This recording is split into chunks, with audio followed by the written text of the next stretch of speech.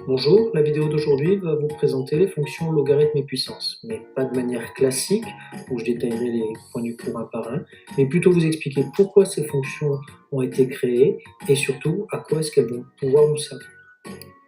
Avant de commencer, il faut savoir que le logarithme d'un nombre ne se détermine pas à la main.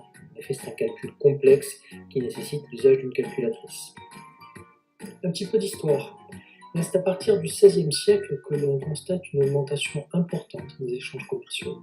Les découvertes scientifiques majeures, dans le domaine de l'astronomie notamment, vont amener les scientifiques à manipuler des nombres de plus en plus grands et effectuer des calculs de plus en plus importants, tout sans calculatrice. Pour résoudre ce problème, l'idée est simple, c'est qu'il va falloir remplacer une multiplication par une addition. Et voilà notre fonction. La fonction logarithme nous permet, comme les exemples le montrent, de remplacer une multiplication par une addition dans un calcul, ce qui est beaucoup plus simple à réaliser. Et cela, on le doit à John Napi. Les propriétés de la fonction logarithme. Eh bien, nous avons déjà vu que c'est une fonction qui permet de remplacer une multiplication par une addition. Mais elle permet aussi de remplacer une division par une soustraction, ce qui est beaucoup plus simple à réaliser. Voilà. Les deux autres propriétés sont très utiles et nous permettront de résoudre un certain nombre de problèmes. La carte d'identité de la fonction logarithme. C'est une fonction qui n'est calculable que pour les valeurs strictement positives. 0 est une valeur exclue, comme le montre la double barre du tableau.